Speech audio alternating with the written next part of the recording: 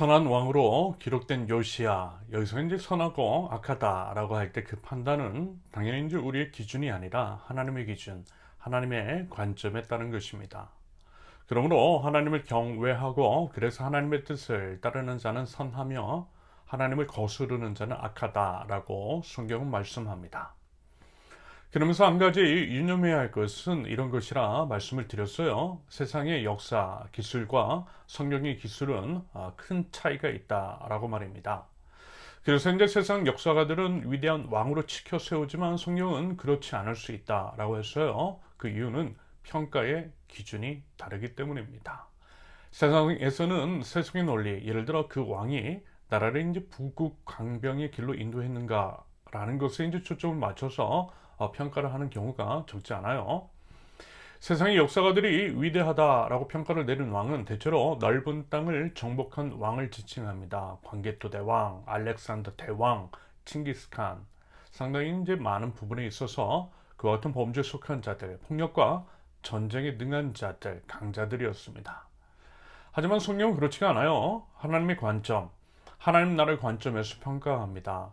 그 사람의 하나님에 대한 태도를 봐요. 그 사람이 이룬 세상적인 업적에 대해서는 별 관심이 없어 보입니다. 대신 하나님 앞에서 어떤 마음과 자세를 가졌는지, 과연 그가 하나님을 진심으로 사랑하고 진정으로 경외했는지, 그 외에 본인뿐만이 아니라 주변 이웃, 나라 백성들에게 선한 영향력을 끼치고 그래서 이제 그들을 하나님께로 인도했는지를 봐요. 이런 이유로 성경에서 선한 왕이라고 평가하는 왕 중에서 세상적인 관점으로 봤을 때는 별 볼 일이 없는 왕, 유약한 왕이 적지 않았습니다. 우리가 이제 잘 알고 있는 히스기야 왕도 사실 이제 세상적으로는 별 다른 업적을 내세울 것이 없죠. 하지만 그럼에도 성경은 히스기야 왕을 선한 왕이라 칭찬을 하고 성경만 보면 히스기야는 대단한 왕이라고 그렇게 이제 생각할 수 있습니다. 왜요? 그런 하나님을 경외하는 삶, 그 하나님의 주권을 인정하는 사람, 특별히 이제 성경에 여러 번 기록되어 있을 만큼 하나님 앞에 엎드릴 줄 아는 왕, 기도하는 왕이었기 때문입니다. 이와 같은 성경의 시선과 평가는 하나님께서 우리를 바라보시는 관점에도 적용이 됩니다. 다시 말해서 하나님께서 우리의 무엇을 보고 계시냐, 그래서 이제 우리가 초점을 맞춰야 할 것은 무엇이냐 하는 것과 연결이 되더라는 거죠. 하나님은 성경에서 각 사람을 이제 평가하신 것처럼 우리 또한 그와 동일한 관점에서 평가를 내리세요. 여러분, 좋은 평가를 받으려면 평가자가 누구인지를, 그리고 이제 평가의 기준이 무엇인지를 제대로 알고 있어야겠죠. 여러분, 결국 우리의 삶은 평가를 받고 정산될 것입니다. 그리고 이제 우리의 삶에 대한 최종 평가자, 그리고 이제 심판자는 주님이심을 기억하시기 바랍니다. 그러면서 한마디로 하나님은 우리의 소유 혹은 소유의 정도가 아니라 존재에 대해서 관심을 갖고 계세요. 사람들은 얼마나 이제 가졌느냐에 대해서 관심이 있어요. 그래서 이제 더 많은 돈을 소유하고 더 많은 자동차와 집을 소유하는데 혈안이 되어 있는 것 같습니다. 부동산 광풍이라고 하죠. 자신이 이제 다 죽는 줄도 모르고 불을 향해 돌진해 나가는 분화망처럼 부동산을 향해 연끌을 하는 이유가 그 증거일 것입니다. 하지만요, 여러분, 하나님은 아니시더라는 거예요.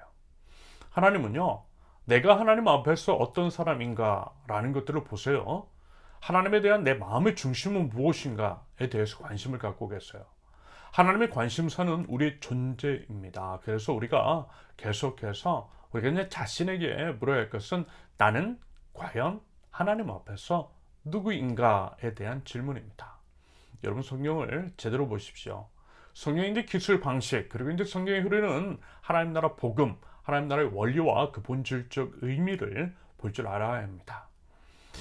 지금 이제 우리가 나누고 있는 열왕기 이제 등장하는 왕들에 대한 평가들을 여러분 이제 세상 역사가들의 평가와 비교해서도 보시면요, 아마 뚜렷하게 구분이 되는 지점을 발견하실 수 있을 거예요. 그 과정을 통해서 우리도 이제 모르게 젖어 있었던 세속적인 관점을 벗어버리면 좋겠습니다. 대신 하나님 나라 관점으로요, 우리 자신과 우리 이들을 바라보면 좋겠어요. 겉으로 드러나고 또 보이는 것들로가 아니라 서로 이제 존재에 대해서 관심을 가지면 좋겠습니다. 여러분, 신앙생활이라고 하는 것은 성경의 관점, 하나님 나라의 관점, 하나님의 관점으로 우리 자신과 우리 이웃들을 바라보는 것임을 기억하실 수 있기를 바랍니다.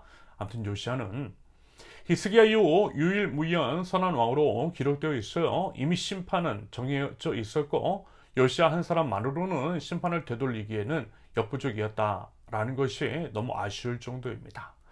글쎄요, 요시야 이후 계속해서 선한 왕이 등장을 하고 개혁을 이제 지속해 나가고 남유다를 정화시켜 거룩한 백성으로 만들어갔다면 남유다의 유명은 또 달라졌을지 모르겠어요.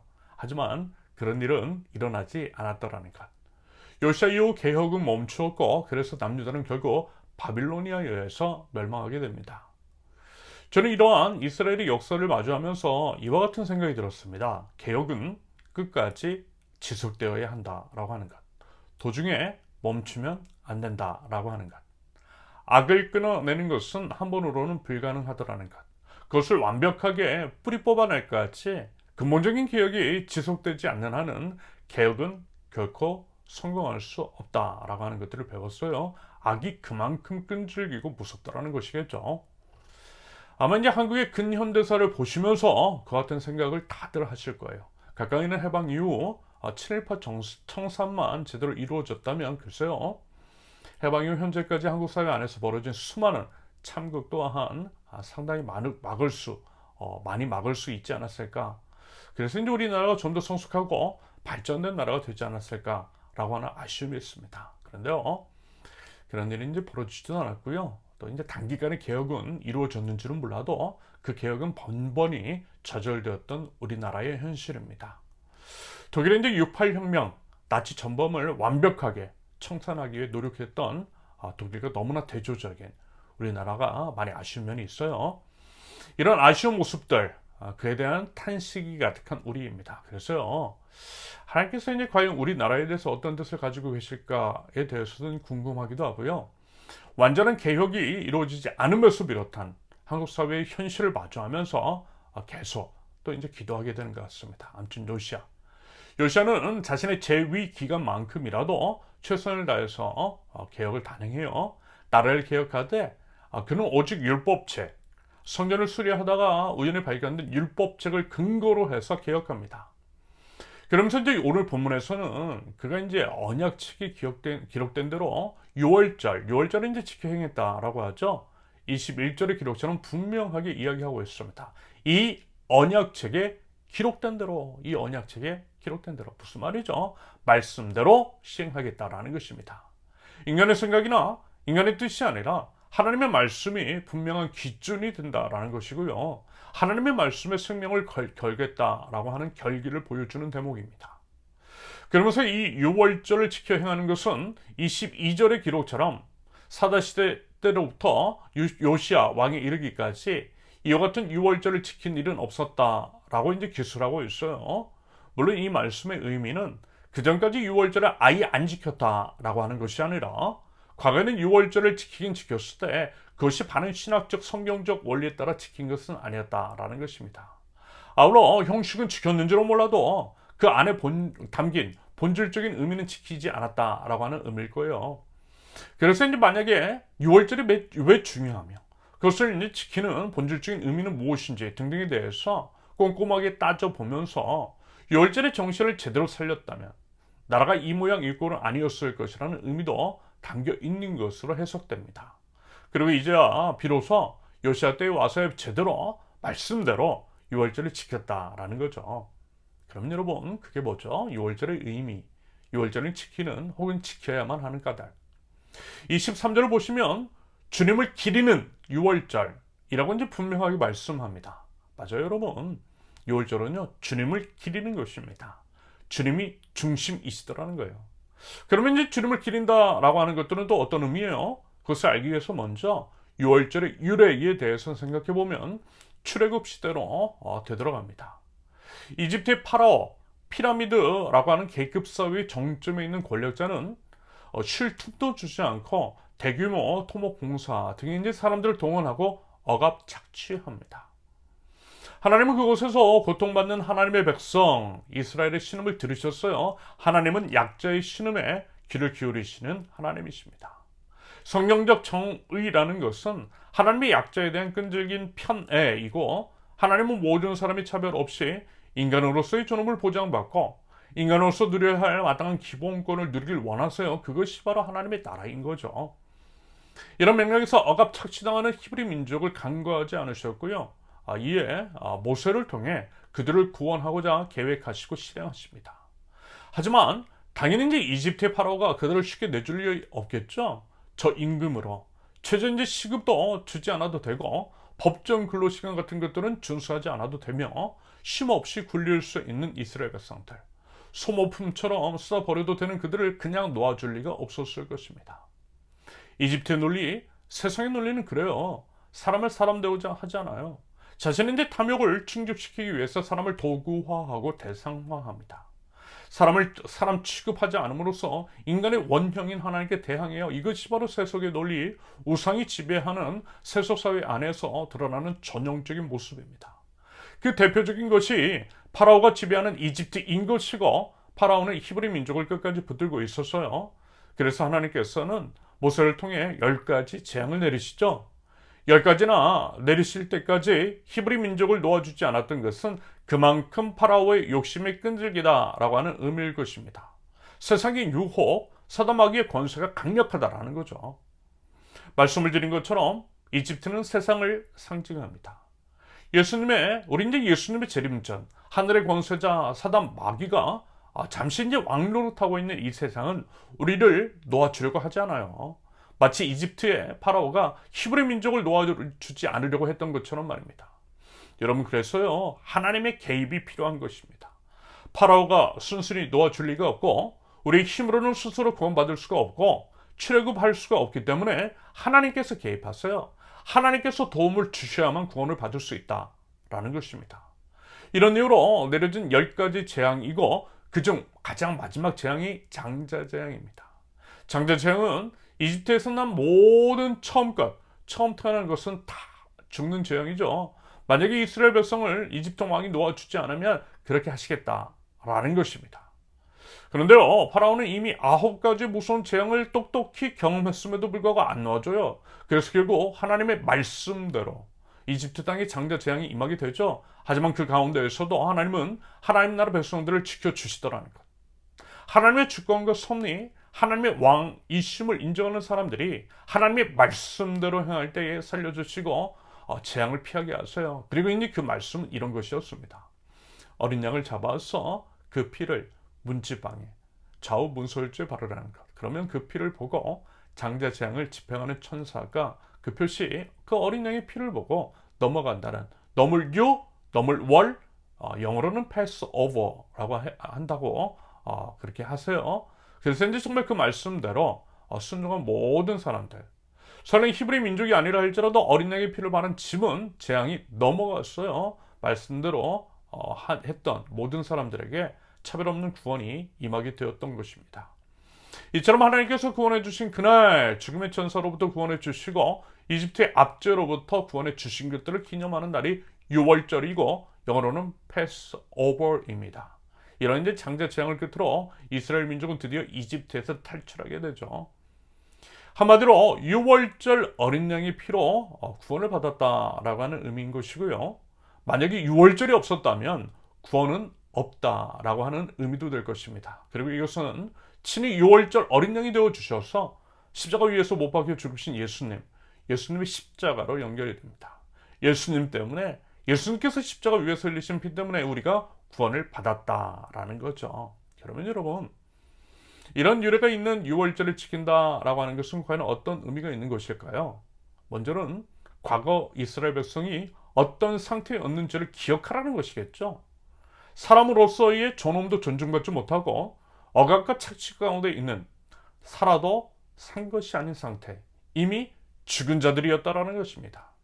그러면서 이제 장자 재앙 때 하나님의 은혜 없이는 죽어야만 했던, 그래서 이미 죽은 운명, 그래서 그랬던 이스라엘 백성이라는 거죠. 그런 이스라엘 백성은 어떻게 해요? 하나님께서 구원해 주시고 해방시켜 주셨다라는 것입니다. 그러므로 뭐라는 거예요? 하나님이 주인이시라는 것입니다. 하나님께서 살려주셨으니 그 목숨 하나님의 것이라는 의미인 거죠. 하나님의 주인이시고 왕이시라는 거예요. 그렇기 때문에 하나님의 말씀대로 사는 것이 마땅하겠죠. 신약성경에서 표현하는 식대로 말하면 나는 죽고 그리스도께서만 사시게 하는 삶을 사는 것, 이게 맞다라는 것입니다. 그래서 여러분, 6월절은요 그거 기억하는 날이에요. 과거 나의 상태를 기억하고 하나님께서 나를 구원하신 것들을 기억하며, 그래서 내가 하나님의 소유임을 기억하고 주인이신 하나님의 말씀대로 살아야 한다라고 하는 것들을 기억하는 날입니다. 이러한 6월절의 갱신을 통해 하나님 나라 백성으로서의 정체성을 재확립하고 하나님 나라 백성답게 살아가는 거예요. 그러라고 제정해 놓으신 6월절이고 준수해야 할 6월절입니다. 그런데 이 12절의 기록처럼 그 전까지 어느 시대에도 이와 같은 6월절을 지킨 일은 없었대요. 그러면서 이제 앞서 말씀을 드렸듯이 여기서 이제 6월절을 지키지 않았다라고 하는 것은 6월절이라고 하는 형식을 준수하지 않았다라고 하는 의미는 아닐 것입니다. 성경에 보면요, 그전에도 6월절은 분명히 지켰다라고 성경 곳곳에 등장하고 있거든요. 그래서 다만 이것은 이런 의미겠죠. 앞서 말씀을 드렸던 것처럼 겉들의 형식은 지켰는지는 몰라도 그 안에 담긴 본질적인 의미는 지키지 않았다라고 하는 것. 그러므로 만약에 6월절을 제대로 지켰다면, 형식뿐만이 아니라 그 형식이 담고 있는 6월절의 의미까지 지켰다면 나라가 이 지경에 이르지는 않았을 것이라는 의미일 것 같습니다. 다시 말해서 6월절의 의미를 알고 또 그 의미를 살아냈다면, 그렇게 6월절을 제대로 지켰다면 절대 이룰 수 없다라는 거예요. 이것을 한번 6월절과 깊은 관련이 있는 성만찬과 관련해서 현재 우리의 상황, 한국교회의 상황을 한번 진단하고 한번 설명해 보겠습니다. 성만찬은요, 6월절 전날, 예수님께서 잡히시기 전날 밤에 제자들과 함께 나누신 만찬을 통해 예수님의 십자가 죽음을 기념하는 의식입니다. 우리 이제 개신교에서는 성만찬과 세례식을 가장 중요한 성례전으로 이야기해요. 우리 신앙의 핵심이 담겨 있는 본질적인 사안입니다. 성만찬의 의미는 이런 거죠. 죄에 대해서는 죽어 새로운 생명으로 거듭나는 것. 예수님의 살을 상징하는 빵과 예수님의 피를 상징하는 피를 먹고 포도주를 먹고 마심으로써 우리를 위해서 십자가 위에서 죽으신 예수님과 하나 되는 것을 의미해요. 하나 되어 예수님과 함께 죽고 예수님과 함께 다시 사는 거죠. 우리가 예수님처럼 사는 것입니다. 이제 같은 빵과 같은 포도주를 함께 먹고 마심으로써 공동체적인 연합을 상징해요. 함께 먹고 마시는 우리는 식구라는 거죠. 공동체라는 것이고요. 한 몸이라는 것입니다.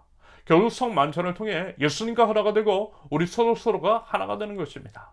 하나가 되는 의식, 그리고 그것에 대해 그것에 이제 내포된 의미의 구현, 즉 삶 속에서 말씀대로 살아가는 것들을 통해 예수님의 십자가 사역을 기념하고 전하는 것입니다. 이것이 성만찬의 의미이고, 그 의미를 형식의 준수 및 삶 속에서의 그 의미의 실천을 통해 구현해내는 거예요. 이것이 성만찬을 제대로 시행하는 것입니다. 그럼 여러분, 그것은 또한 무엇입니까? 예수님의 십자가 사역, 예수 그리스도의 십자가 복음. 여러분, 이건요, 이런 거잖아요. 예수님께서 생명을 주셨듯이 내 생명 주는 거예요. 누구에게요? 내 이웃들에게. 내 생명과 같은 것들을 주는 거예요. 여러분, 그것이 바로 복음이고 복음 주는 거죠. 내가 값 없이 구원을 얻은 것처럼, 그렇게 은혜로 구원을 얻은 것처럼 내 이웃들에게도 은혜를 베푸는 거예요. 내 이웃도 사람다운 삶을 살 수 있도록 보장해 주는 것입니다. 이집트에서 쉼 없이 착취를 당했던 히브리 노예들에게 안식을 선포함으로써 법적으로 쉴 권리를 보장해 주었던 것처럼 쉴 권리를 보장해 주는 것입니다. 우리에겐 속한 사회 안에서 그와 맥을 같이 하는 일들을 시행함으로써 법과 제도, 시스템을 만들어감으로써 하나님이 왕이심을, 왕이신 하나님이 그렇게 하라 하셨음을, 하나님 나라는 그런 것임을 선포하는 것입니다. 여러분, 우리의 구원은요, 총체적인 구원입니다. 영혼만 구원받는 것이 아니라 우리의 모든 삶도 구원을 받는 거예요. 죽어서만 가는 하나님의 나라가 아니라 이 땅에서도 경험하는, 이 땅에서 경험해야만 하는 하나님의 나라입니다. 예수님의 십자가 사역이 바로 그런 것이었어요. 예수님께서 선포하신 하나님 나라 복음이 바로 그런 것입니다. 누가복음 4장 18절과 19절을 보면, 주의 성령이 내게 임하셨으니 이는 가난한 자에게 복음을 전하게 하시려고 내게 기름을 부으시고 나를 보내사 포로된 자에게 자유를, 눈먼 자에게 다시 보게 함을 전파하며 눌린 자를 자유롭게 하고 주의 은혜의 해를 전파하게 하려 하심이라 하였더라. 여러분, 예수님은요, 말씀으로만, 그런데 영혼만 구원받았다 하지 않으셨어요. 포로된 자에게 자유를 주셨어요. 눈먼 자에게 다시 보게 함을 전파하셨어요. 눌린 자들 자유롭게 하셨어요. 사람으로서의 존엄을 존중받지 못하는 자들과 겸상하셨어요. 겸상하심으로써 사람 대우해 주신 거죠. 겸상은요, 동등하다라고 하는 의미입니다. 과거 반상의 구별이 있었던 시기, 양반과 전혀 절대 겸상하지 않았어요. 하지만 예수님은 기꺼이 모든 사람과, 특별히 차별받고 소외받는 사람들과 겸상하셨어요. 그것들을 통해서 하나님 나라가 이와 같은 곳임을 직접 보여주셨어요. 뜬구름 잡는 얘기 하나 하지 않으셨고요, 경험시켜 주셨습니다. 여러분, 복음 이런 거예요. 예수님의 십자가 사역 이런 것입니다. 우리의 복음 증거 사역은 이래야만 합니다. 여러분, 우리가 성만찬의 의미를 제대로 구현하려면 이런 거 해야 되는 거예요. 아울러 함께 빵을 떼어 먹고 포도주를 마시는 사람들과 하나임을 알고요, 하나님을 구현해야 한다라고 했죠. 공동체라는 것입니다. 식구라는 거예요. 한 몸이라는 것입니다. 그러면서 이와 같은 말씀을 드렸어요. 몸은 이런 것이라고요. 제가 요즘 이간이 가끔 안 좋은데, 이 아프면 머리도 아프고 온몸이 다 아파요. 아픈 것은 이 하나뿐인데 온몸 전체가 아프다는 거예요. 통증이 느껴져요. 몸은 그런 것입니다. 연결되어 있으니까. 공동체는 그런 의미라는 거예요. 너 아프면 나도 아파요. 내가 아프면 너도 아픈 것이 몸입니다. 바꿔 말하면 너는 아픈데 내가 안 아프고, 반대로 내가 아픈데 너는 별 느낌이 없으면, 여러분, 우리는 몸이 아니라는 것입니다. 그래서 만약에 성만찬을 제대로 준수한다면 우리는 한 몸으로서 함께 울고, 함께 아파하고, 함께 기뻐하고, 함께 웃을 줄 알아야 할 것 같아요. 혹은 그럴 수 있도록 지향하는 것이 성만찬에 담긴 의미를 제대로 살려내는 것이겠습니다. 한편 이런 것들을 한번 생각해 멈추겠어요. 여러분, 우리의 기준은 성경입니다. 성경을 읽고 해석하고 적용하는 것, 여러분, 그것이 우리 믿는 자의 책임이죠. 그런다고 할 때 보통 성경은 원리만을 말씀할 뿐 구체적인 형식은 언급하지 않아요. 그래서 이제 각 사람들은 시대에 따라 상황에 따라 달리 적용해 왔어요. 형식은 변형시켜 왔다라는 것입니다. 예를 들어 하나님은 영과 진리로 예배하라고 말씀하셨지, 예배의 이제 식순, 예배의 형식, 악기는 무엇을 사용해야 되는지 등등, 들음을 이제 쳐야 되는지 말아야 되는지에 대해서는 이런 말씀하신 적이 없어요.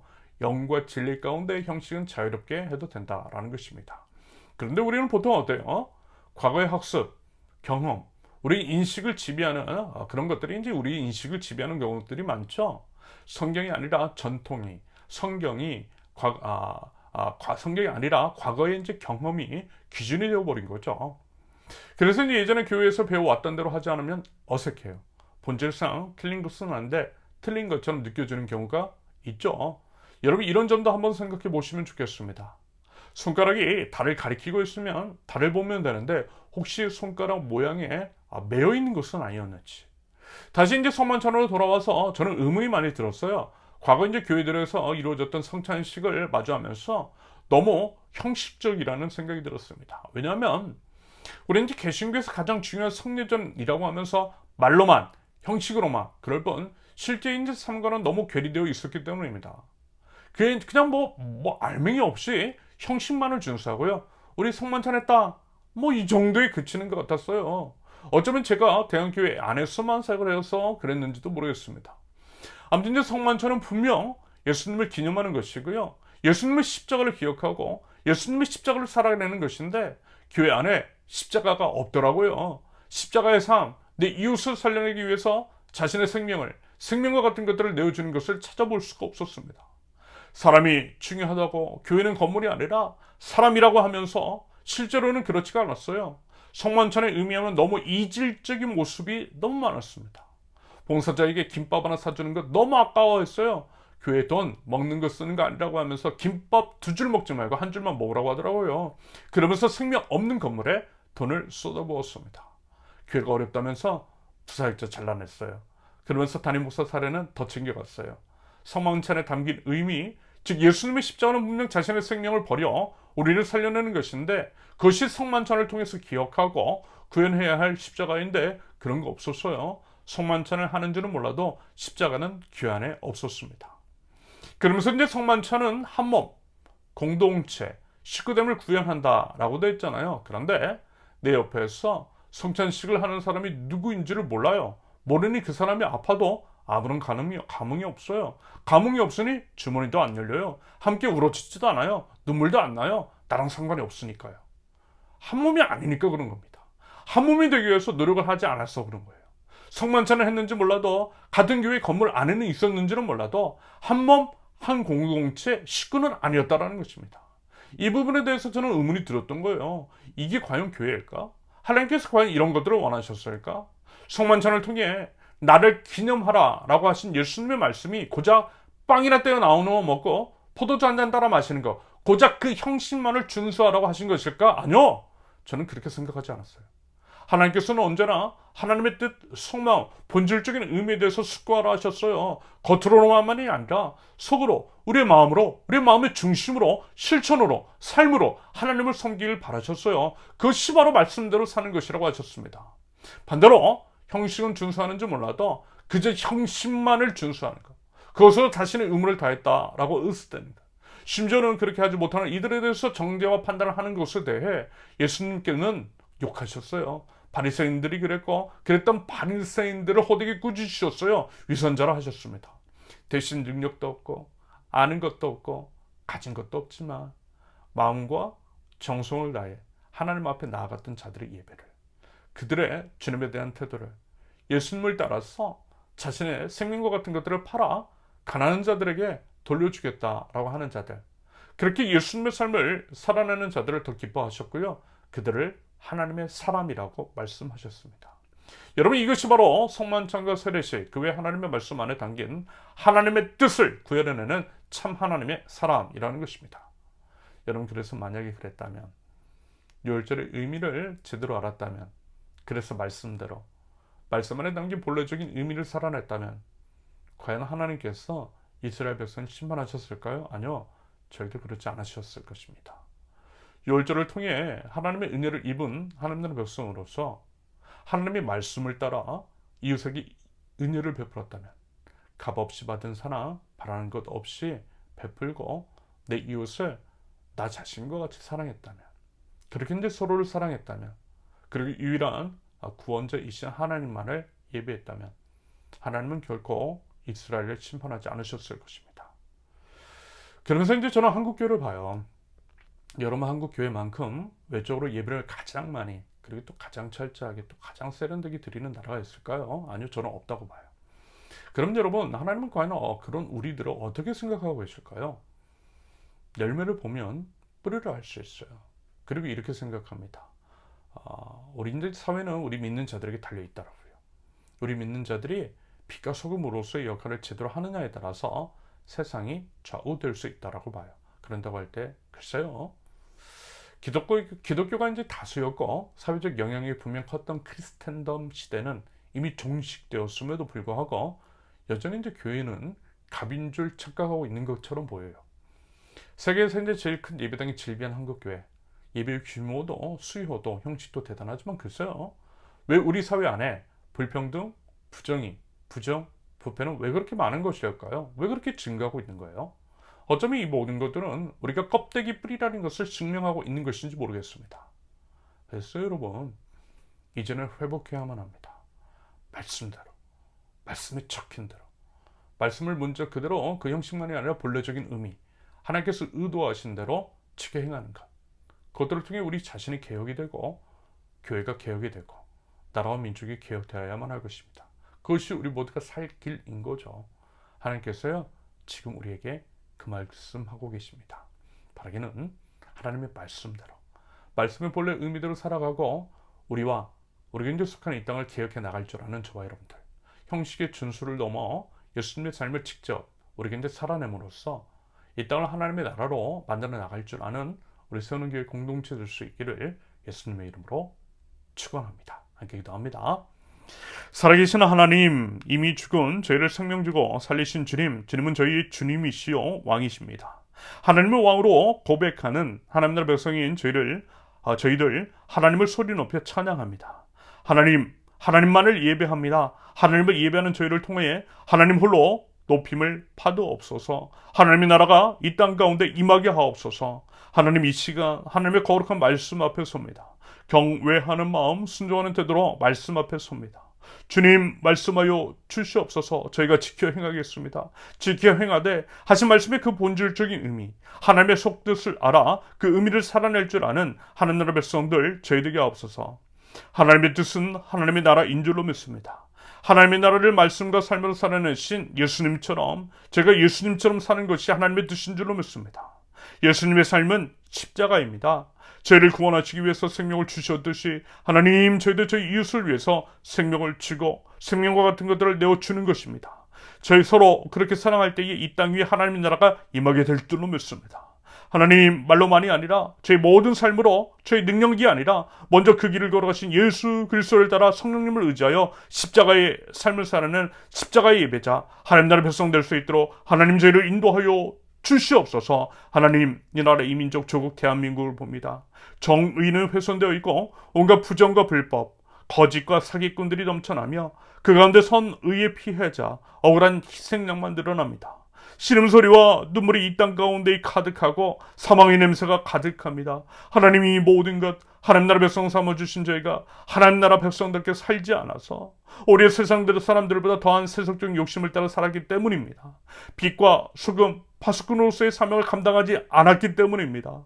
하나님 저희의 죄악들을 하나님 용서하여 주시옵소서. 그 모든 세속적인 욕망 주님의 십자가 앞에 매달고 오직 예수님으로만 살아가게 하여 주시옵소서. 나는 죽고 오직 그리스도께서만 오직 저희 안에 살게 하여 주시옵소서. 말씀대로 살아가는 하나님 나라 백성들 저희들 수 있도록 우리 하나님 인도하여 주시옵소서. 하나님 이 시간 기도합니다.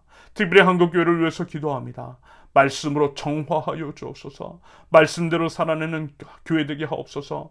광장에 나와서 객기스러운 그 목소리로 세력을 과시하는 것이 아니라 권력이 아부하고 기생하는 것이 아니라 오직 말씀대로 십자가의 본을 따라 행할 줄 아는 교회, 약자의 편이 되고 눈물을 닦아줄 줄 아는 교회, 낮은 곳으로 임하는 교회 될 수 있도록 우리 하나님 인도하여 주시옵소서. 하나님 교회를 말씀으로 회복하여 주시며 말씀의 생명을 건 교회, 말씀을 경외하고 말씀에 순종하는 교회가 아버지 하나님 여기저기에서 한국 땅 곳곳에서 일어설 수 있도록 우리 주님 인도하여 주시고 우리 주님의 은혜로 하나님 채워 주시옵소서. 이제는 우리 주 예수 그리스도의 은혜와 아버지 하나님의 극진하시는 사랑과 성령님의 교통하심이 말씀대로 살아가겠노라 다짐하며 나아가는 하나님 나라 백성들, 말씀의 생명건 우리 세우는 교회 모든 권속들 위해 이제로부터 영원토록 함께 하시기를 간절히 축원합니다. 아멘. 감사합니다. 오늘 모든 예배를 마쳤습니다. 이번 한 주도 하나님 나라 백성으로서 말씀대로 말씀의 이제 본래적인 의미대로 살아갈 줄 아는 저와 여러분들 하나님 나라 백성들 모두 되실 수 있기를 기대합니다. 감사합니다. 사랑합니다. 축복합니다.